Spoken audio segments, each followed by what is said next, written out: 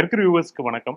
இன்று நம்ம சந்திக்க போற விருந்தினர் யாருன்னா, கடந்த வாரம் நீயா நானால வந்து பேசிய இயக்குனர் கௌதமராஜ். இப்போ பொலிட்டிக்கல் சினிமாங்கிறது நெறைய இருக்குமா? இப்போ இன்னைக்கு ஊழல் இருக்குன்னா, ஊழல் சார்ந்த விஷயத்த டிஸ்கஸ் பண்றது கூட பொலிட்டிக்கல் தான். சாதி சார்ந்த படங்கள எடுத்தோனே எல்லாருக்கும் பயங்கர கோவம் வருது. ஏன்னா இது பல நாள் பிரச்சனை. பேசுறதுக்கு பல வருஷமா வழி இல்லைங்க. நமக்கு சொல்றதுனாலயே இப்படி பெயினா இருக்கேன்னா, அத வாங்குறவங்க, அனுபவிச்சவங்களுக்கு எவ்வளவு பெயின் இருந்திருக்கும். அந்த நிகழ்ச்சியோட தொடர்ச்சியா சில விஷயங்கள பேச போறோம். நீங்க சினிமாவுக்கு எப்படி வந்தீங்க? எனக்கு ஊர் வந்து புதுக்கோட்டை டிஸ்ட்ரிக்ட்ல அறந்தாங்கின்னு ஒரு ஊர். இதுதான் என்னோட ஊரு. அங்க நான் ஸ்கூல்ல அங்க தான் படிக்கிறேன். படிச்சுட்டு பாலிடெக்னிக் அங்க படிக்கிறேன். படிச்சுட்டு ஃபிலிம் இன்ஸ்டிடியூட் இங்க வரேன் சென்னைக்கு. நான் ரொம்ப பெரிய பேக்ரவுண்ட்லாம் கிடையாது. சாதாரணமா எங்க அம்மாலாம் கூலி தொழிலாளி தான் அவங்கலாம். சாதாரண இடம் தான். எனக்கு அப்போ ஐடியாலாம் கிடையாது. சினிமாக்குன்னு தான் வரப்போறோம். இதுதான் நம்மளோட எண்ணம் அப்படிலாம் இல்ல. ஆனா ஸ்கூல் படிக்கும்போது என்னுடைய இது என்ன அப்படின்னா, இந்த எக்ஸ்ட்ரா கரிக்குலர்ல நிறையவே இருப்பேன். எக்ஸாம்பிள் நான் பேச்சு போட்டி நிறைய இருந்திருப்பேன். அதுக்கப்புறம் கவிதை எழுதுவேன், கட்டுரை எழுதுவேன். இது ரொம்ப நிறைய அப்பவே நான் எழுதின கவிதைகள்லாம் அவ்வளோ வந்திருக்கும். கவிதை இது வந்திருக்கு, சிறுகதையெல்லாம் வந்திருக்கு புக்கில். அதுக்கப்புறம் பாலிடெக்னிக் முடிச்ச பிறகு நான் ஃபிலிம் இன்ஸ்டியூட் வரேன். அப்போ எனக்கு திடீர்னு ஃபிலிம் இன்ஸ்டியூட் எனக்கு ஒரு என்னன்னா, நான் அப்போ பேப்பர் போட்டுட்டு இருப்பேன் ஊரில். ஏன்னா நாங்கள் காலையில் நான் சின்ன வயசுலேருந்தே பேப்பர் போட்டுருந்தேன். ஒரு ஏழாவது படிக்கும்போது.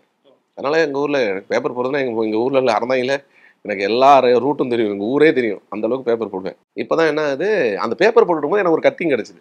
ஃபிலிம் இன்ஸ்டியூட்டுக்கு வந்து அப்ளை பண்ணுங்கன்னுட்டு. அந்த அப்ளிகேஷனை அதுவும் எப்படி இந்த ரிட்டன் பேப்பரில் இருக்கும். அடுத்த நாள் ரிட்டன் போடுவோம் பேப்பர். அதில் நாங்கள் சும்மா எங்களுக்கு பேப்பருக்கு பண்டல் வரதுக்கு லேட் ஆச்சுன்னா 4 மணிக்கெலாம் போயிடுவோம். போய் உட்காந்துருப்போம். அதை எடுத்து பார்க்கும்போது என் ஃப்ரெண்டு ஒரு பையன் ஸ்டெப்லின்னு நினைக்கிறேன், யாரோ ஒரு பையன். அவன் தான் சொன்னான், மச்சான் டே இதில் எடுத்து போடுறா அப்படின்னு. சரி ஓகே ரெண்டு எடுத்து போட்டாங்க. போட்டோன்னே இன்டர்வியூ வந்தது. இன்டர்வியூ அப்போ எனக்கு சென்னையெல்லாம் சுத்தமாக பழக்கம் இல்லை. இப்போ ஒரு வாட்டி டூருக்கு வந்திருக்கேன். அது திருப்பதி வந்துட்டு திரும்ப போகும்போது மெரினால குளிச்சுட்டு போனதோட சென்னை பழக்கம் கிடையாது. அதுக்கப்புறம் ஒரு நண்பர் ஒருத்தர் பக்கத்து வீட்டில் இருந்தார். அவர் வந்து சென்னையில் வேலை செஞ்சவர். ஏதாவது சிஷியல் வேலை செய்வாங்களா அந்த மாதிரி அம்பத்தூர்ல இருந்து வேலை செஞ்சவர். அவர் தான் எனக்கு இன்டர்வியூ கூட்டிகிட்டு வர்றாரு. அட்டன் பண்ண பிறகு நான் எடிட்டிங் படித்தேன். அதுக்கப்புறம் கால் வந்துருச்சு, கால் லெட்டர் வந்துருச்சு. வந்தேன், ஜாயின் பண்ண பிறகும் ஆஸ் யூஷுவல். ஏன்னா நம்ம ஊர்லேருந்து வந்த பிறகு இங்கே ஒரு தேடல் இருக்கும் இல்லையா. இது வந்து ஃபிலிம் இன்ஸ்டியூட் நம்ம அங்கேருந்து ஊர்லேருந்து பார்க்கும்போது ஃபிலிம்ங்கிறது வந்து ஒரு வேற ஒரு மாயை. இப்போ எங்கள் ஊர்லேருந்து நாங்கள் வந்து ஒவ்வொரு படத்தையுமே 4 வாட்டி 5 வாட்டிலாம் பார்ப்போம். சில படத்துல எத்தனை வாட்டி பஞ்சதந்திரத்தெல்லாம் ஒரு 5-6 வாட்டி பார்த்துருப்போம். போய் உட்காந்து அப்படியே பார்த்துட்டு இருப்போம். இப்போ வந்து உங்களுக்கு ஃப்ரீக்வெண்ட்டான நிறைய என்டர்டைன்மெண்ட் ஸ்பேசஸ் நிறைய கிடைச்சிச்சு. அப்போ அது கிடையாது. நமக்கு ஃபோக்கஸ்டாக அந்த ஃபிலிம் தான் பெருசு. அதை ஏன்னா வாசிப்பேன். அப்போலேருந்து சின்ன வயசுலேருந்து கொஞ்சம் வாசிப்பு பழக்கம் இருந்துகிட்டே இருந்துச்சு. நல்ல புத்தக வாசிப்பு அது இதுன்னு தொடர்ந்துட்டு இருந்துச்சு. அது அங்கே இருந்த பக்கத்தில் இருந்த கம்யூனிஸ்ட் நண்பர்கள் நிறைய பேர் எனக்கு பழக்கம். அந்த நண்பர்கள்லாம் பழக்கம்னா அவங்க கொஞ்சம் கொஞ்சமாக அதை வாசிக்கிறத வந்து பழக்கப்படுத்திக்கிட்டே இருந்தாங்க. அவங்க தான் கிட்டத்தட்ட தமிழ்நாட்டில் உள்ளவங்களுக்குலாம் மக்களுக்கு இந்த வாசிப்பு பழக்கங்களை ஊட்டுறவங்க இன்னைக்கு கம்யூனிஸ்டுகள் தான் நிறைய அந்த வேலைகளை செஞ்சுக்கிட்டே ரஷ்ய இலக்கியங்களை அவங்க வந்து நிறைய ஆமாம் கம்யூனிஸ்ட் சார்ந்த அந்த தளங்கள் எங்கெங்கெல்லாம் இருந்துச்சோ அதில் எஸ்பெஷலி அதை வந்து இலக்கியம் பெருசாக வளர்ந்தது ரஷ்யாங்கிறதுனால ரஷ்யாவிலேருந்து கொண்டாந்து வச்சுருப்பாங்க. அது அந்த டைமில் இன்னைக்கு பிரிஞ்சிருக்க அந்த யூஎஸ்எஸ்ஆரோட பழைய ஐடியாலஜி இந்த ஜிங்கிஸ் ஜத்மாதவ் அதெல்லாம் படிப்போம். அவங்களோட அந்த கோதுமை வயல்கள் அது இதெல்லாம் நிறைய மார்க்சிம் காக்கி இதெல்லாம் நிறைய வாசிச்சுட்டு போங்க. அப்படியே கொஞ்சம் கொஞ்சமாக வாசிச்சு பொது வாசிப்புக்கு வந்துட்டேன். அப்போ அந்த சூழலில் நான் ஃபிலிம் இன்ஸ்டியூட் எக்ஸ்டெண்ட் ஆகுது. முடித்தோடனே நான் படிச்சுட்டு இருக்கும்போதே எனக்கு நான் மாணவர் பத்திரிகை திட்டத்தில் வந்து செலக்ட் ஆகிருந்தேன். இதில் ஆனந்த விகடனோட எல்லா இதுலேயுமே 10 இப்போ மேகசின் இருக்குது. 10லேயும் எழுதியிருக்கேன். ஏன்னா ஆர்வம் நம்ம ஊர்லேருந்து வந்திருப்போம். இன்னொன்று வியூவாக வந்து இவங்க எல்லாருக்கும் இந்த சிட்டி சார்ந்த பார்வையிலேருந்து வெளியிலேருந்து வர்ற பார்வை அவங்களுக்கு கொஞ்சம் விசாலமான வேற ஒரு தேவை இருக்கும். அப்போ நம்ம ஈஸியாக கம்பேர் பண்ணுவோம். மோட்டார் விகடன் ஃபஸ்ட்டு முதல் எடிஷன்லேயே கூட எழுதிப்பேன். என் பேர் தலை காக்கிற விஷயங்கன்னு சொல்லிட்டு ஹெல்மெட்டை பற்றி எழுதியிருப்பேன். அப்போது அப்படி நிறைய எழுதி அதுக்கப்புறம் வெளியில் வந்துட்டு 2-3 வெளியில் வேறு சில பத்திரிகைகளுக்கு வேலை செஞ்சேன். அப்புறம் அப்படி ஃபிலிம் டிவிஷனில் வந்து டாக்குமெண்ட்ரிக்கு ஃபஸ்ட்டு நியூஸ் ஸ்டீலுக்கு எடிட்டராக போகிறேன். அதெல்லாம் எழுதுனேன். நியூஸ் ஸ்டீல் எழுதணும், நம்ம ரைட்டர் ஆகிறேன். அதுக்கப்புறம் டைரக்ட் பண்ண ஆரம்பித்தேன். அப்புறம் டாக்குமெண்ட்ரி டைரக்டர் ஆகிறேன். அது அப்படியே எக்ஸ்டெண்ட் ஆகுது. அதுக்கப்புறம் கண்டினியூ அது முடிச்சுட்டு டக்குனு ஃபீல் எனக்கு அது வரைக்குமே எனக்கு இது ஃபிலிமுக்கெலாம் வரணும்லாம் ஆசை இல்லை. ஏன்னா காசு இல்லை. இங்கே வரும்போதே நாள் வரும்போதே நான் பார்ட் டைம் ஜாப் தேடிந்தேன். அதுக்கப்புறம் நாளே சப்வே ரெஸ்டாரண்ட் அவர் போய் நாளே போய் தேடி போகிறோம். ஒரு இடத்துல பெசனர் இருந்துச்சு. அவர் அடுத்த நாளே வர சொல்லிட்டாங்க. 2வது நீங்க செஞ்சுட்டு ஜாலியாக சொல்றீங்க. அந்த வயசுல வருமா அதை பற்றிலாம் அப்படியே சின்ன வயசுல பழகிடுச்சு அவங்களுக்கு. சின்ன வயசுலேருந்து பழகிடுச்சு நமக்கு. எங்கள் அம்மா ஒரு வார்த்தை சொன்னாங்க, ரொம்ப இம்பார்ட்டண்டான வார்த்தை. ஏன்னா எங்கள் அம்மாவுக்கு இந்த ஊருக்கு சினிமா சார்ந்த எதுவும் தெரியாது. அவங்க சாதாரண ஆள். நான் அப்போ எனக்கு ஜாப் கிடச்சிச்சு இன்ஸ்டியூட் முடித்தோடனே. ஏன்னா நான் இன்ஸ்டியூட்டில் கொஞ்சம் விகடன் கொஞ்சம் நான் என்னுடைய ஆக்டிவிட்டீஸ்லாம் தெரியும். இப்போ பிரசாத் விஎஃப்எக்ஸ் இருந்துச்சு. அதில் வந்து எனக்கு எடிட்டர் வாங்கி கொடுத்தாரு. அப்போ 13,500 சம்பளம். ஃபஸ்ட்டு என்ட்ரி 13 இன்றைக்கெலாம் என் கூட இந்த மாதிரி கிட்டத்தட்ட 1 லட்சம் அரௌண்ட் 85 ஒன்றுலாம் வாங்குவாங்க. அப்படி தான் இருக்காங்க. அப்போ நான் எங்கள் அம்மாட்ட போய் சொன்னேன், அம்மா வேலைக்கு கிடைச்சிருக்குமா. எங்கள் அம்மா ஒன்று தான் சொன்னாங்க, ஏன்னா நீ சினிமாவுக்கு போகிறேன்னு, அது வந்து சினிமா காலேஜ்னு தான் சொன்னேன். அது என்ன திடீர்னு என்னென்னமோ சொல்கிறேன் எனக்கு தெரியல அப்படின்னாங்க. ஏன்னா எங்கள் அம்மாவுக்கு காசு இல்லை தான், காசு இல்லை தெளிவு, அவங்க சித்தாள் வேலை தான் செஞ்சுட்டு இருக்காங்க, போயிட்டு இருக்காங்க. ஆனால் அவங்க வார்த்தை சொன்னாங்க, ஏன்னா எனக்கு என்னமே தெரியல, அதை பற்றின எதுவுமே எனக்கு ஐடியா இல்லை, நீ என்ன வேணால் பண்ணிக்கோ, நீ என்ன. ஆனால் ஒரு விஷயம், சினிமாங்கிறது விஷயம் மட்டும் தான் இங்கே பேசிக்கிட்டே இருந்தீங்க, ஆனால் அதை தாண்டி வேற எங்கேயோ போகிறேன்னு சொல்கிறேன். எனக்கு எந்த காசும் நீ கொடுக்க வேண்டாம், நான் வேலை செஞ்சு நான் பொழைச்சிக்கிறேன். ஆனால் உனக்கு எனக்கு கொடுக்க முடியாது, எனக்கு ஸ்கூல் காலேஜ் வரும்போதே அது மாதிரி தான் இருந்துச்சு நிலமை. ஆனால் எனக்கு கொடுக்க வேண்டாம், ஆனால் உனக்கு நீ பார்த்துக்க, ஆனால் நாளைக்கு நீ எனக்காக தான் வேலைக்கு போனலாம் சொல்லாத அப்படின்னு சொன்னால் எனக்கு அப்போ தான் நிறைய விஷயம் புரிய ஆரம்பிச்சது. சரி நம்ம டைரக்டரா, அசிஸ்டன்ட் டைரக்டரா வரலாம். ஏன்னா அதுக்கடையில் டாக்குமெண்ட்ரி டைரக்டரா வேறு வந்தோன்னே எனக்கு கான்ஃபிடன்ஸ் ஜாஸ்தி ஆயிடுச்சு. அது எதேச்சியாக நான் விக்ரமன் சார்ட்ட ஜாயின் பண்ணுறேன். அது ஒரு ஆக்சிடென்ட்லாம் சம்மந்தமே இல்லாமல் ஜாயின் பண்ணேன். அது வந்து அவர் இந்த இன்டர்வியூலாம் வைப்பார்ல, இந்த மாதிரி இன்டர்வியூலாம் வச்சு தான் எடுப்பார். அவர் வந்து நான் நாலேஜ் இருந்தால் மட்டும் தான் உள்ளே எடுத்துக்குவார். அப்போது ஒரு நாள் பேசுகிறேன் இன்டர்வியூவில் வந்து அவர் ரொம்ப பிடிச்சிச்சு அவர் என்னைய, நாளையிலேருந்து வந்துருங்கன்ட்டார். இப்போ தான் நான் வேற ஒருத்தர் பேரரசு சார் ஜாயின் பண்ணுறதுக்காக அவர் இந்த வந்துருங்கன்னு சொல்லியிருந்தார். இந்த கேப்பில் அவர் அப்போ தான் இந்த மரியாதைங்கிற படம், விக்ரமன் சார் படம், மரியாதை படம் போகிறேன். அது விஜயகாந்த் சார் படம். அது ரொம்ப நல்லாயிருக்கும். அது ரொம்ப நல்ல எக்ஸ்பீரியன்ஸ். அது விக்ரமன் சார் வந்து கிரேட் எக்ஸ்பீரியன்ஸ். அவர் ஏன்னா பயங்கரமான நாலேஜ், சினிமா பற்றி, தியேட்டர் பற்றி நாலேஜ் பெருசாக இருக்கும். ஒரு சினிமாவை தியேட்டர் படைப்பாக எப்படி மாற்றணும், பொதுவாக எப்படி அதாவது ஒரு கதையில் வந்து விகல்பமே இல்லாமல் எல்லாரும் பார்க்குறதுக்கு வந்து அதை பார்த்தா தமிழ்நாட்டோட கன்னியாகுமரியில் ஆரம்பித்து திருநெல்வேலி வரைக்கும் எல்லாருமே, திருவள்ளூர் வரைக்கும் எல்லாரும் கூட கனெக்ட் ஆகணுங்கிறதுல பயங்கர ஐடியா வரும். So Vikraman sir. அப்படியே மாணவராயன் வல்லவராயன் ஒரு படம், அது அந்த படம் நல்லாயிருக்கும். அது இதில் வந்துச்சு, கோபிச்செட்டிப்பாளையம் பொள்ளாச்சி. அது முடிச்சுட்டு திரும்ப ரம்மி, அது முடிச்சுட்டு திருடன் போலீஸ், ஒரு மலையாளத்தில் ஒரு 2 படம் பண்ணேன். அது எல்லாமே அது பேர் நான் செகண்ட் டைரக்டர் ஆகிட்டேன். கடந்த 10 வருடங்கள்ல வந்து அந்த டாபிக்ல பேசப்படுற விஷயம், கடந்த 10 வருடங்கள் நிறைய 10 வருடங்கள் நிறைய ஜாதியை மையப்படுத்தி படங்கள் வருது. அந்த படங்கள் வந்து எங்களுக்கு ஏன் இவ்வளவு படங்கள் வருதுன்னு சொல்லி கேட்குறாங்க. இதை நீங்க எப்படி பாக்குறீங்க? இது ஏன் நீங்க வந்து ஆப்போசிட்டா பேசுறீங்க? இல்லை, இதில் என்னன்னா, சினிமா வந்து ஒரு என்டர்டைன்மெண்ட் மீடியம், அதில் மாற்றுக்கிறது இல்லை. பட் அதே டைமில் அது மல்டி ஜானருக்கு ஸ்பேஸ் கொடுக்கக்கூடிய இடம் தான். அது வேர்ல்டு வைடு எங்கே போனீங்களாலும் சரி, எல்லா ஜானருக்குமே இடம் இருக்கும். இப்போ உங்களுக்கு வந்து ஒரு ஹாரர் எப்படி இடம் கொடுக்குதோ, ஒரு ஆக்ஷனுக்கு எப்படி இடம் கொடுக்குதோ, ஒரு ரொமான்ஸ்க்கு எப்படி இடம் கொடுக்குதோ, அதே மாதிரி சோஷியல் கண்டென்ட்டுக்கும் இடம் கொடுக்குது. வேர்ல்டு வைடு சொல்கிறேன். இப்போ உங்களுக்கு யூரோப் மூவிஸ் ஆகட்டும், இல்லை இது ஹாலிவுட் மூவிஸ் ஆகட்டும், ஹாலிவுட்லேயே எவ்வளோ பேர் யாரும் அங்கே ராபின் வில்லியம்ஸில் ஆரம்பித்து இவர் வில் ஸ்மித்லேருந்து நிறைய பேர் திடீர்னு, ஏன் பிராட்பிட்டே வந்து ட்ரீன்னு லைஃப் ஆஃப் ட்ரீன்னு ஒரு படம் பண்ணார். இந்த மாதிரி அவங்களும் சோஷியல் கண்டென்ட்டுக்கு வந்து இறங்கி நிறைய பேர் பண்ணுவாங்க. நிறைய இருக்குது. ஸோ அதுக்கான ஜானருக்கு ஒரு இடம் இருந்துக்கிட்டே தான் இருக்குது. அதுவும் பிளாக் அண்ட் ஒயிட்கான இஷ்யூஸை டிஸ்கஸ் பண்ணுற படம் நிறைய இருக்குது. 12 இயர்ஸ் ஸ்லேவ் ஆகட்டும், நிறைய சொல்லிக்கிட்டே இருக்கலாம். அது மாதிரி அந்த ஜானர் இங்கே உருவாகாமலே இருந்துச்சு. உண்மையை சொன்னால் அப்படி ஒரு ஜானர் இங்கே வந்து ஓப்பனே ஆகலை. ஏன்னா என்டர்டைன்மெண்ட் ஜானரை வந்து வெறுமனே ட்ராமாவை மட்டுமே ஃபிக்ஸ் பண்ணி இவங்க பார்த்துட்டே இருந்தாங்க. அதில் வந்து ஆக்ஷனை வந்து எப்படின்னா ஒரு மாதிரி மிக்ஸ்டாகவே இருக்கும். ஆக்ஷன் இங்கே வந்து ரொமான்ஸ் ஆக்ஷன், அதனால தான் இங்கே மசாலா படம்னு அதுக்கு பேர். மிக்ஸ்டாகவே இருக்கும். இந்த பியூர் ஜானர் மூவிஸ் வந்து பெருசாக இங்கே ஒர்க் ஆகாது. அப்போ கொஞ்சமாக இப்போ குளோபலைஸ் ஆகிறது இந்த 30-40 வருஷம் இருக்குல்ல, இது வந்து வேறொரு மாதிரியான தளத்துக்கு எல்லாரையுமே அனுப்புது. குளோபலைஸ் ஆனோன்னு என்ன ஆகுது, நிறைய இது வந்து கம்பெனிஸ் உள்ளே வராங்க, இவங்க பர்ச்சேசிங் ஸ்பேஸ் மாறுது. அதில் மாதிரி இவங்க வாங்குறது விற்கிறது ரெண்டுக்குமான அந்த ஸ்பேஸஸும் மாறி அமையும் போது வேகமாக ஃபாஸ்ட்டாக வந்து இதுக்கான ஃபில்லப்பிங் வருதுல்ல. இது வந்து என்ன ஆகுதுன்னா டெலிகம்யூனிகேஷன்ஸ்லேயும் பெரிய டெவலப்மெண்ட்டு.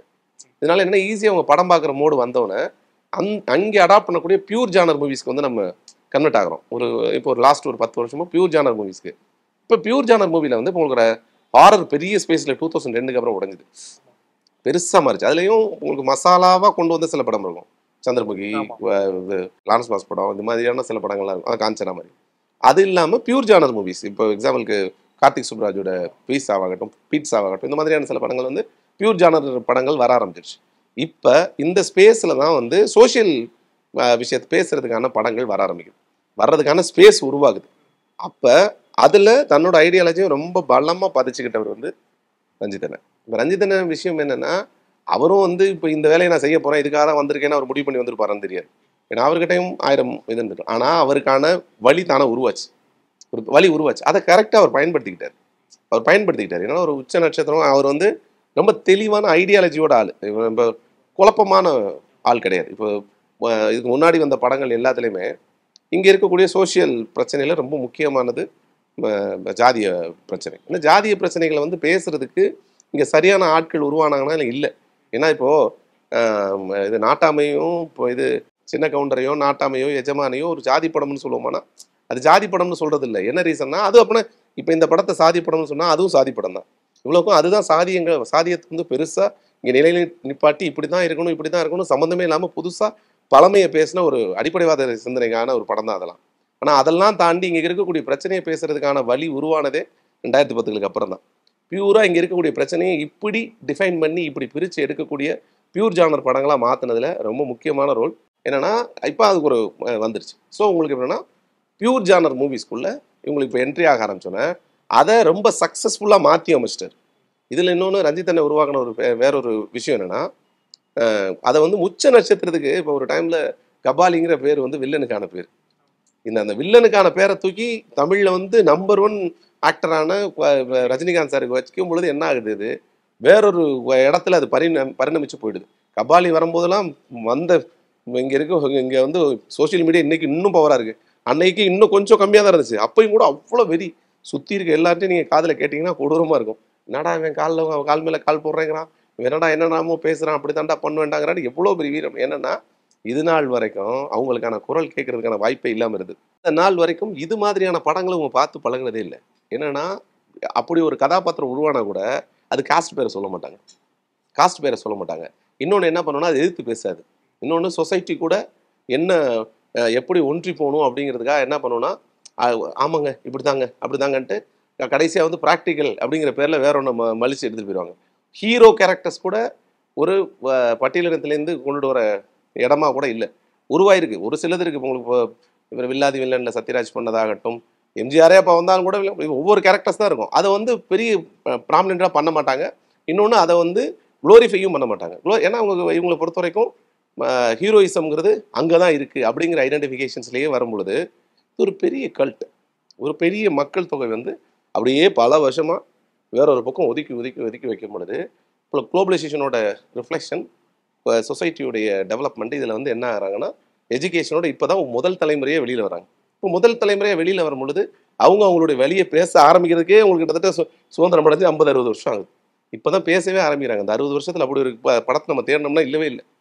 ஏன்னா அவங்களுடைய வழிகள் எப்படின்னா ஆம்பளையோட வழியை பொம்பளையோட வழியெல்லாம் வந்து பெண்கள் சார்ந்த வழிகள் எல்லாத்தையும் ஆண்கள் பேசுகிறாங்கன்னு ஒன்று இருக்குதுல்ல.